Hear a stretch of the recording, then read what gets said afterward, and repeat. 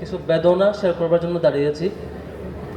বেশ কষ্টের কথা হচ্ছে, আজকের এই প্রোগ্রামটি যখন হয়, যখন আমরা ঘোষণা করি, তখন আমাদের কাছে ফিলিংস ছিল প্রোগ্রামটা এমন হবে যেখানে প্রোগ্রাম শেষে দেখব 430টা পদে আমাদের কিছু শিক্ষার্থী যেসব প্রতিষ্ঠান বাংলাদেশে কাজ করছে, চাইনিজ প্রতিষ্ঠান, সেখানে খুব হ্যান্ডসাম স্যালারিতে জব পাবেন এবং তারা একটা হাসি মুখ নিয়ে এখান থেকে বিদায় নেবেন। একটা সুন্দর প্রোগ্রাম।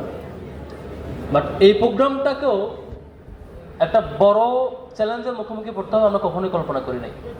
আমরা যখন, আমি কিছু কথা বলার ইচ্ছা ছিল না, শুধুমাত্র আপনারা যাতে জানেন, আপনারা যারা আসছেন তারা যাতে বুঝতে পারেন প্রোগ্রামটা এমনি এমনি হয় নাই, বা এখানে কী কী চ্যালেঞ্জ ছিল একটু জানবার জন্য কিছু শেয়ার করে আমি শেষ করবো আমার বক্তব্য। আপনারা জানেন ডাকসুর পক্ষ থেকে এর আগে আমাদের AKS অর্জন করলো গিনেস ওয়ার্ল্ড রেকর্ডস।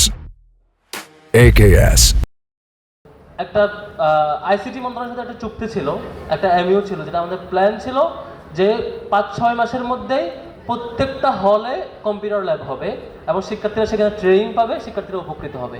এই ছিল আমাদের প্ল্যান।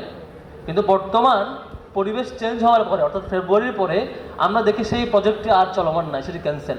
আমরা জিজ্ঞেস করছিলাম, স্যার এই প্রোগ্রামটা তো কম্পিউটার ল্যাব তো 18টা হলে যাবার কথা, এটি তো আমাদের অফিসে যাবে না, ডাকসুর অফিসে যাবে না, আমরা বাড়ি নিয়ে যাব না, শিবিরের অফিসে যাবে না, তাহলে এটা ক্যান্সেল হলো কেন? বলছেন যে আমরা জানি না, কিচ্ছু করার নাই, এটা এভাবেই চলবে।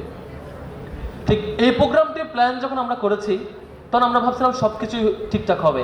একজন সম্মানিত শিক্ষক, সিনিয়র ব্যক্তি, তিনি ঘরোয়া মিটিংয়ে বলছেন এই প্রোগ্রাম হতে দেবো না কোনোভাবেই, এই প্রোগ্রাম এখন হলে ডাকসুর সুনাম হবে, এখন প্রোগ্রামটা প্রোগ্রাম না হওয়ার জন্য যা যা করতে হয় দুই একটা পক্ষ থেকে বারবার চেষ্টা করা হয়েছে।